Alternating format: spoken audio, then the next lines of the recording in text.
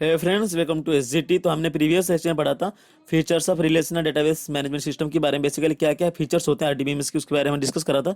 अगर आपने वो वाली वीडियो नहीं देखी तो आई बटन लिंक है, आप जाके देख सकते हो। तो आज हम पढ़ने जा रहे हैं टेबल्स इन आरडीबीएमएस। तो चलिए आज की वीडियो शुरू करते हैं।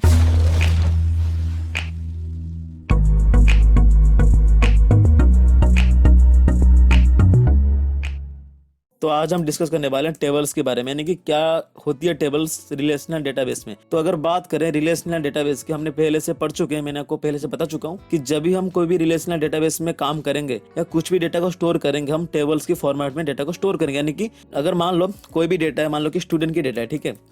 तो मान लो कि हमको स्टूडेंट को डेटा, जो भी स्टूडेंट का डेटा है उसको हम स्टोर करना है डेटाबेस में। मान लो कि हमारा डेटाबेस रिलेशनल डेटाबेस है, सिंपल है। तो एक रिलेशन डेटाबेस है, तो उसके अंदर हमको स्टूडेंट की जो भी इंफॉर्मेशन है उसको हम स्टोर करना है। तो बेसिकली जो स्टूडेंट की इंफॉर्मेशन क्या क्या है, उसका नेम क्या है, पहली बात तो उसका एज, रोल नंबर भी हो सकता है हमारा, तो एड्रेस भी हो सकता है। तो मान लो इतनी इंफॉर्मेशन है हमको डेटाबेस में स्टोर करवाने, तो हम किस तरह से स्टोर कर सकते हैं। हम मान लो कि मैंने कुछ इस तरह से करा, मैंने करा the name of the student is,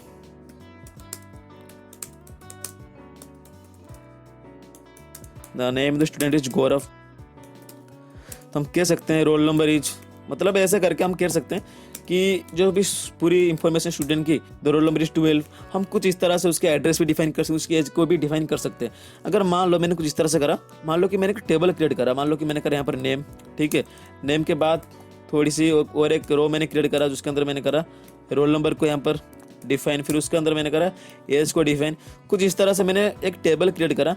तो अगर आप खुद ही बता सकते हैं यहाँ पर, अगर हम कोई भी डेटा को एक्सेस करना चाहते हैं तो बेसिकली अगर वो डेटा टेबल की फॉर्मेट में हमको विजिबल हो तो हमको अच्छे से चीज़ें समझ आ जाती है। अगर बात करें कि पूरी लिखी हुई है, the name of the student is Gaurav, roll number is 12, age is 21, अगर मान लो कुछ इस तरह से है तो हमको कुछ चीज़ें तो समझ में आ जाएगा, लेकिन हमको ज़्यादा मेहनत लगेगी, क्योंकि यहाँ पर जो डेटा की जो विजिबिलिटी है वो इतना अच्छा नहीं है। अगर बात करें टेबल की, तो टेबल के अंदर डेटा की विजिबिलिटी बहुत ज़्यादा ही अच्छी होती है। तो बेसिकली अगर बात करें रिलेशनल डेटाबेस की, तो रिलेशनल डेटाबेस में हम कभी भी डेटा को स्टोर करते हैं, हमेशा टेबल की फॉर्मेट में डेटा को स्टोर करते हैं। ये याद रखना कि अगर आप चाहते हो रिलेशन डेटाबेस में काम करने के लिए, मतलब अगर आप डेटाबेस में काम करोगे तो रिलेशन डेटाबेस काम करना ही पड़ेगा। तो बेसिक क्योंकि आज की ट्रेंडिंग में चल रहा है रिलेशन डेटाबेस, इसके और भी मतलब विकल्प आ चुके हैं, जैसे कि क्लाउड डेटाबेस हो गया हमारा, बहुत सारे डेटाबेस आ चुके हैं। फिलहाल जो रिलेशन डेटाबेस अभी भी चल रहे हैं, इसका कोई भी खाता बंद नहीं हुआ है।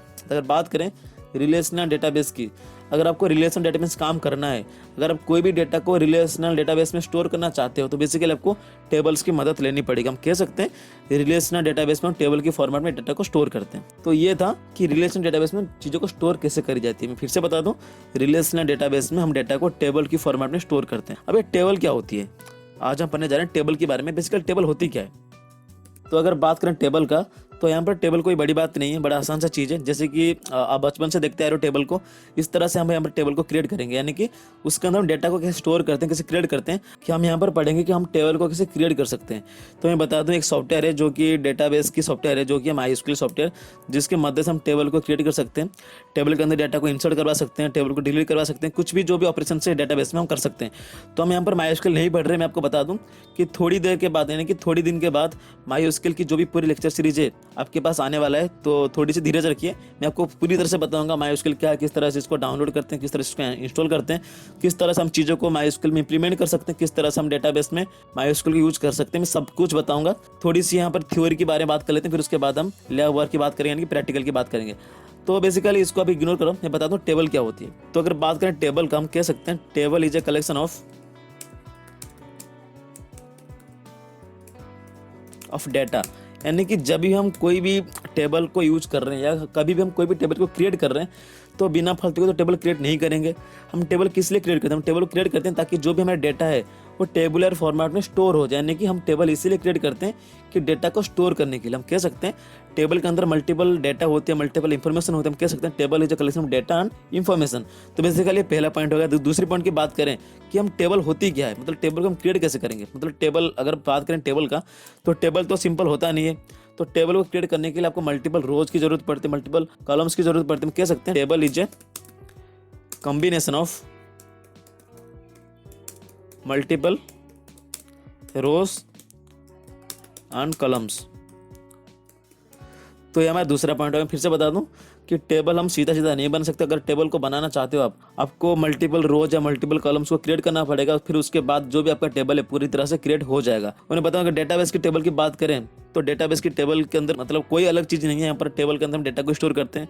टेबल के अंदर यहाँ पर मल्टीपल रोज भी होते हैं, मल्टीपल कॉलम्स भी होते हैं। तो अगर बात करें रिलेशनल डेटाबेस की टेबल का, तो इसके अंदर मल्टीपल कंडीशंस होते हैं, मल्टीपल कंस्ट्रेंट होते हैं, जिसकी मदद से हम चीज़ों को या टेबल को डेवलप करवा सकते हैं। यानी कि अगर मान लो कोई भी हम डेटाबेस में टेबल को डेवलप कर रहे हैं, ठीक है, अगर कोई भी हम टेबल को क्रिएट करें डेटाबेस में, तो पहली बात तो कुछ कि हम किस तरह के डेटाबेस को डेवलप कर रहे हैं, तो ये सोचनी बड़ी जरूरी बात है हम किस तरह की टेबल क्रिएट कर रहे हैं। अगर मान लो स्टूडेंट टेबल है, ठीक है, तो अगर स्टूडेंट टेबल क्रिएट कर रहे हो तो इसके अंदर सिर्फ स्टूडेंट की इंफॉर्मेशन होनी चाहिए। तो अगर बात करें एम्प्लॉय टेबल का, तो मान लो कि अगर एम्प्लॉय टेबल हम क्रिएट कर रहे हैं तो इसके अंदर सिर्फ एम्प्लॉय की इंफॉर्मेशन होनी चाहिए। यानी कि हम जिस तरह की टेबल क्रिएट करेंगे सिर्फ उसी तरह की इंफॉर्मेशन टेबल के अंदर होनी चाहिए। तो पहली बात तो ये मतलब रूल है एक कि जब भी हम कोई भी डेटाबेस में, चाहे रिलेशनल हो चाहे भी कोई भी डेटाबेस हो, ठीक है, अगर हम कोई भी डेटाबेस के अंदर चीज़ों को स्टोर कर रहे हैं तो हम सिर्फ रिलेटेड डेटा को स्टोर करेंगे। मैंने आपको पहले से बता चुका हूँ। तो सिंपल सी रूल यहीं पर है कि जब भी हम कोई भी टेबल को क्रिएट कर रहे हैं हमको पहले सोचना है कि उस टेबल के अंदर क्या क्या डेटा हो सकते हैं, क्या क्या डेटा को हम यूजर को विजिबल करवा सकते हैं। अगर बात करें स्टूडेंट का, तो स्टूडेंट के क्या क्या डेटा हो सकते हैं जिसको हम टेबल पे स्टोर करवा सकते हैं। तो बेसिकली हम स्टूडेंट टेबल के अंदर एम्प्लॉय के डेटा को स्टोर नहीं कर सकते, या तो एम्प्लॉय टेबल के अंदर स्टूडेंट की डेटा को स्टोर नहीं कर सकते। अगर आपको टेबल के अंदर डेटा को स्टोर करनी है तो सिंपल आप रिलेटेड डेटा को स्टोर कर सकते हो। यानी कि अगर स्टूडेंट की टेबल है तो स्टूडेंट की डेटा स्टोर होगी, अगर एम्प्लॉय की टेबल है तो एम्प्लॉय की डेटा स्टोर होगी। तो जो फोर्थ पॉइंट है हमारा वो है कि एक डेटाबेस है, मान लो कि कोई भी डेटाबेस है, मान लो कि कॉलेज नाम की डेटाबेस है, ठीक है, कॉलेज डेटाबेस में मल्टीपल टेबल होते हैं, यानी कि मल्टीपल डेटा होती है। यानी कि क्या क्या होती हैं, अगर बात करें कॉलेज की तो यहाँ पर फैकल्टी होती है, यहाँ पर स्टूडेंट होते हैं, यहाँ पर मल्टीपल स्टाफ्स होती हैं, मल्टीपल मैनेजमेंट होती है, मल्टीपल लाइब्रेरीज होते हैं, यहाँ पर बहुत सारी चीज़ें मैनेज करी जाती है। तो हम कह सकते हैं पहला टेबल तो स्टूडेंट का ही है। स्टूडेंट के बाद हमारा फैकल्टी की टेबल भी होती है। फैकल्टी टेबल के बाद हम कह सकते हैं कि जो भी लाइब्रेरी का टेबल भी होते हैं कि लाइब्रेरी की जो भी डेटा है, क्या क्या डेटा है लाइब्रेरी के। और हम कह सकते हैं कि लाइब्रेरी के डेटा चलो हो गया, फिर हम कह सकते हैं कि कोर्स की भी टेबल होती है कि क्या क्या कोर्स कॉलेज में पढ़ाया जाता है। तो ये हमारा कॉलेज जो हमारा डेटाबेस है, सिंपल है, मैंने आपको बता चुका है कॉलेज एक डेटाबेस है। तो यहाँ तो ठीक है। तो डेटाबेस के अंदर स्टूडेंट भी एक टेबल है, फैकल्टी भी टेबल है, और लाइब्रेरी भी एक टेबल है, और हमारा जो कोर्स है वो भी एक टेबल है। तो ये कंक्लूजन है कि हम कह सकते हैं एक ही डेटाबेस के अंदर मल्टीपल टेबल हो सकते हैं। हम कह सकते हैं कि ये database can contain multiple tables. तो ये हमारा फोर्थ वाला पॉइंट हो गया। आई होप इतना ही पॉइंट काफ़ी है टेबल के बारे में। टेबल कोई बड़ी चीज़ नहीं है, कोई भी एग्जाम में आने वाला नहीं है। अब कोई भी मतलब हम इसीलिए पढ़ रहे हैं कि आपको पता होना चाहिए टेबल हम क्यों यूज कर रहे हैं। हम टेबल इसीलिए यूज कर रहे हैं कि जो भी डेटा की विजिबिलिटी हो, जो भी हम यूजर को दिखाना चाहते हैं वो अच्छे से विजिबल हो, जाकि तो यूजर हमारा सेटिस्फाई हो जाए। तो हम इसीलिए रिलेशनल डेटाबेस को यूज करें, हम इसीलिए टेबल को क्रिएट कर रहे हैं। तो हम आगे पढ़ने वाले हैं कि हम टेबल को किस तरह से क्रिएट कर सकते हैं, किस तरह से टेबल के अंदर डेटा को इंसर्ट करवा सकते हैं। तो सबके बारे में पढ़ेंगे, कैसे हम MySQL को इंस्टॉल करेंगे, सबके बारे में पढ़ेंगे। तो कोई टेंशन लेने की बात नहीं है, थोड़ी सी थ्योरी कवरअप हो जाए, फिर उसके बाद हम प्रैक्टिकल के ऊपर जाएंगे, लैब वर्क भी करेंगे। तो बेसिकली अब क्या करते हैं, मैं आपको दिखा दूं जो टेबल होते दिखता कैसे डेटाबेस में। तो यहाँ पर आप देख सकते हो आपके सामने खोल रखा है कि MySQL की कमांड लाइन क्लाइंट। तो यहाँ पर हम डेटाबेस की जो भी पूरी ऑपरेशन है यहाँ पर उसको परफॉर्म कर सकते हैं। तो बेसिकली यहाँ पर शो और हमको मैसेज है कि एंटर पासवर्ड। तो यहाँ पर पासवर्ड एंटर करते हैं, मैंने करा यहाँ पर पासवर्ड का एंटर।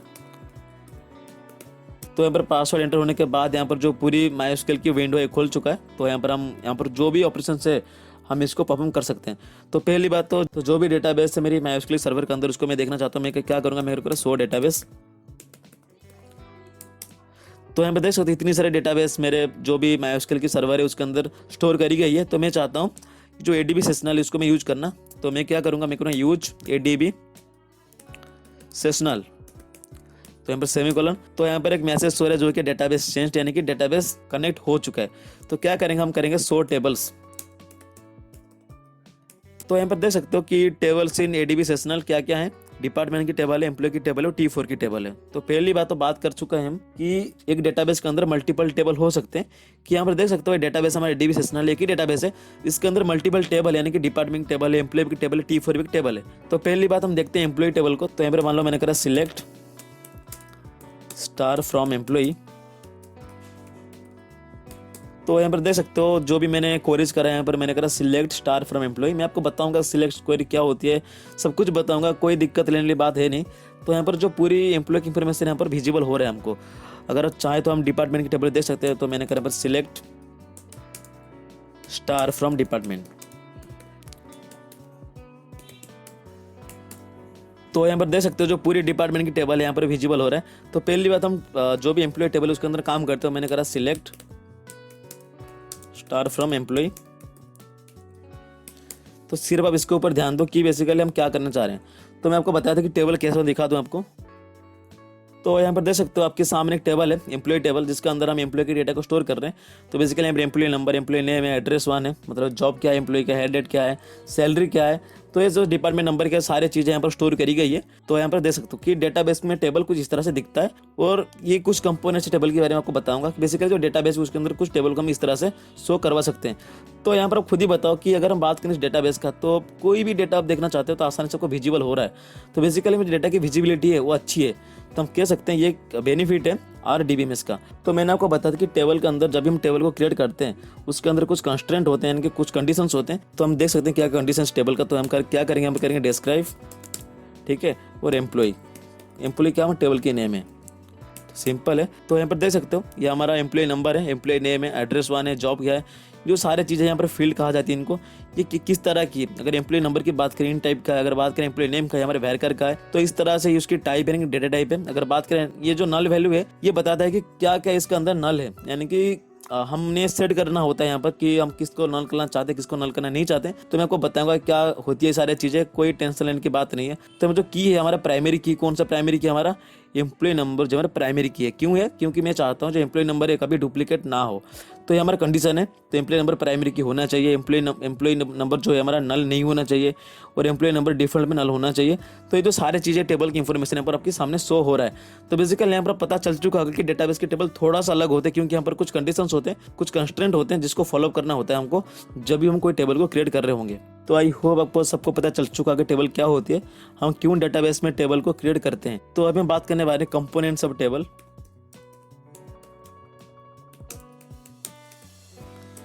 तो कंपोनेंट्स का मतलब ये हुआ कि हम क्या क्या चीज़ों को मिलाकर हम टेबल को क्रिएट कर सकते हैं। तो जो पहला कंपोनेंट है हमारा वो है रोज। आई होप आपको सबको पता है टेबल के अंदर रोज क्या होती है, मैं आपको बता दूं टेबल को दिखाकर। तो आपके यहाँ पर देख सकते हो आपके सामने टेबल है जिसमें आपको बताने वाला हूँ रोज क्या होती है। मतलब ये नॉर्मल सा क्वेश्चन आपको सबको पता होना चाहिए कि हर एक टेबल में रो क्या होते हैं, कलम क्या होते हैं। बेसिकली ये जो वन है, एम्प्लॉय नंबर वन है, एम्प्लॉय नेम सौरभ है, एम्प्लॉय का एड्रेस न्यू दिल्ली है, तो जॉब क्या डेवलपर है, तो जो भी डेट क्या है हायर का, ये सैलरी क्या है, जो सारी चीजें है, ये जो पहला रो है हमारा, ठीक है। मतलब यहाँ से लेकर यहाँ तक हमारा पहला रो, सिंपल बात है। तो ये हमारा दूसरा रो है, ये हमारा तीसरा रो है। ऐसे यहाँ पर सिर्फ 6 रो है, यानी कि ये जो पूरी टेबल है इसके अंदर 6 रो है। तो आई होप को सबको पता होना चाहिए कि रोज क्या होती है। तो बेसिकली हम कह सकते हैं तो ये हमारा पहला रो है, one Saurabh new Delhi developer, जो भी उसका हेड डेट है, उसका सैलरी है, सारी चीजें हैं यहाँ पर, ये हमारा रोज है। तो बेसिकली ये फर्स्ट रो है, हमारा सेकेंड रो है, तो ये हमारा थर्ड रो है। तो यहाँ पर रोज के ऊपर डेटा को इसलिए डिवाइड करी गई क्योंकि जो डेटा की विजिबिलिटी है वो यहाँ पर सही होती है। यहाँ पर अगर बात करें सौरभ का, तो यहाँ पर रो में सौरभ की एक पूरी रो में सौरभ की डेटा आपको मिल जाएगा। अगर बात करें सौरभ का तो सिंपल है, तो यहाँ पर सौरभ आपने चेक कर लिया, यहाँ पर सौरभ है, ठीक, उसका एम्प्लॉय नंबर वन है, उसकी एड्रेस न्यू दिल्ली है, उसकी जॉब डेवलपर है, ये जो सारी चीज़ आपको मिल जाएगा। यानी कि जो डेटा की विजिबिलिटी यहाँ पर आसान होती है, यहाँ पर ईजी होती है। तो बेसिकली हम कह सकते हैं इसलिए हम रो या कॉलम फॉर्मेट में टेबल को डिवाइड करते हैं। तो जो पहला चीज़ हमारा हो गया, हमारा जो कंपोनेंट्स टेबल है वो पहला चीज़ हमारा रो है। तो अगर बात करें दूसरी कंपोनेंट का जो कि हमारा कलम, तो ये क्या होते हैं। अगर बात करें रो का, रो होती है हमारा हॉरिजॉन्टल। अगर हम हॉरिजॉन्टल वे में डेटा को विजिबल करवाएं तो ये हमारा रोज है। अगर हम वर्टिकल वे में डेटा को विजिबल करवाएं हमारा कलम से। तो देखते हैं कलम्स कैसे होते हैं। तो यहाँ पर जो पूरी चीज़ है एम्प्लॉय नंबर है, मान लो एम्प्लॉय नंबर क्या है 1 2 3 4 5 6 जो भी है, ये हमारा पूरी यहाँ से यहाँ तक है, पूरी कॉलम है। अगर बात करें एम्प्लॉय नंबर का, तो सौरभ है, अभिषेक है, अक्षय है, गौरव है। मैं दिखा दूँ किस तरह से हम कलम के यहाँ पर विजुअल करवा सकते हैं। तो बेसिकली मान लो मैंने यहाँ पर कुछ इस तरह से करा, मैंने करा सिलेक्ट, ठीक है, select employee name from employee. तो यहाँ पर देख सकते हो जो पूरी कॉलम है टेबल का यहाँ पर आपको विजिबल हो रहा है। यानी कि जो भी एम्प्लॉय सिर्फ एम्प्लॉय नेम का हमको देखना है, एम्प्लॉय नेम तो हमको मिल गया। एम्प्लॉय नेम क्या है, सौरभ है, अभिषेक है, अक्षय, गौरव, रितेश, रोहन, ये जो पूरी है ये सारे एम्प्लॉय हैं जो भी कंपनी में काम करते हैं। तो बेसिकली तो मान लो आपको जो भी एम्प्लॉय है उसके एड्रेस देखना है, तो हम क्या करेंगे, हम फिर यहाँ पर जो भी आपको कलम देखना है तो हम करेंगे यहाँ पर एड्रेस वन फ्रॉम एम्प्लॉय।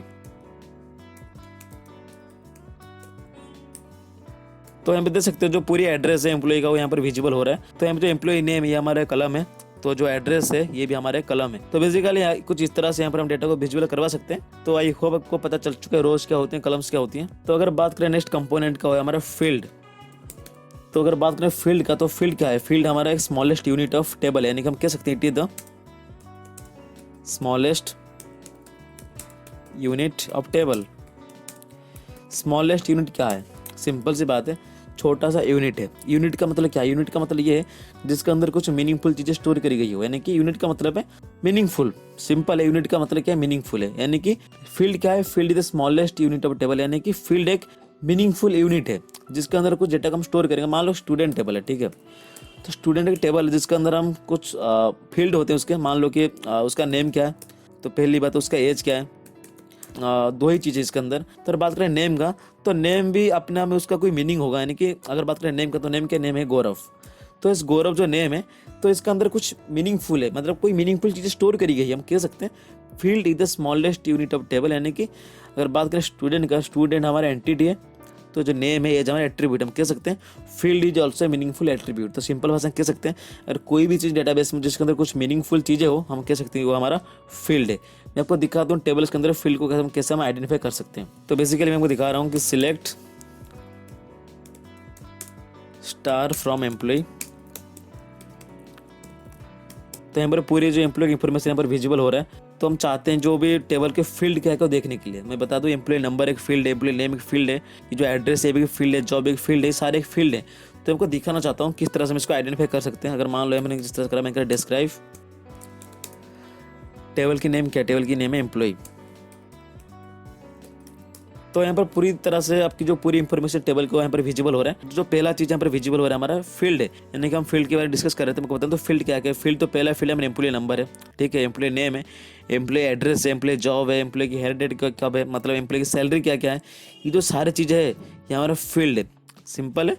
तो हमको यहाँ पर मैं नहीं बता रहा है, यहाँ पर जो पूरी सॉफ्टवेयर है माइस्क्यूएल आपको बता रहा है कि फील्ड क्या है। एम्प्लॉय नंबर एक फील्ड है, एम्प्लॉय नेम भी एक फील्ड है, एम्प्लॉय की जो एड्रेस वो भी एक फील्ड है।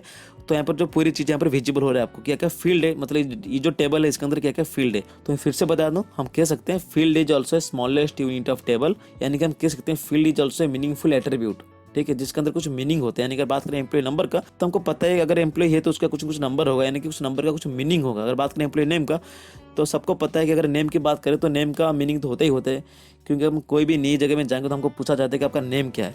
तो बेसिकली नेम भी एक मीनिंगफुल एट्रीब्यूट है, मीनिंगफुल यूनिट है। तो ये था आज का लेक्चर आपको बताने के लिए बेसिकली टेबल क्या होती है, टेबल की कंपोनेंट्स क्या क्या है। आई होप आपको सारी चीज़ें समझ आ गई होगी। तो मैं आपको आगे बताने वाला हूँ कि टेबल को हम किस तरह से क्रिएट कर सकते हैं, किस तरह से टेबल के अंदर डाटा को इंसर्ट करवा सकते हैं, किस तरह से हम टेबल के अंदर जो पूरे ऑपरेशन से हम कुछ को कैसे हम परफॉर्म करवा सकते हैं। तो बेसिकली मैं आपको बताऊंगा थोड़ी दिन के बाद हम माइस्क्यूएल जो पूरी सीरीज हम लाने वाले हैं, आपको बताने वाले हैं किस तरह से हम टेबल को क्रिएट करवा सकते हैं, किस तरह से हम जो भी डेटाबेस के ऑपरेशन से हम परफॉर्म करवा सकते हैं। तो कोई चिंता करने की बात नहीं, कोई टेंशन लेने की बात नहीं है, तो सिंपल है। तो ये था आज का लेक्चर। आई होप आपको सारी चीज़ें समझ आ गई होगी। अगर आपको लगता है कहीं ना कहीं काम का चीज़ अगर कुछ सीखने को मिला, तो please subscribe the channel and share with friends, ताकि वो लोग भी इस वीडियो को देख पाए। तो ये था आज का लेक्चर। तो मिलते हैं नेक्स्ट वीडियो में। Thanks for watching, have a good day.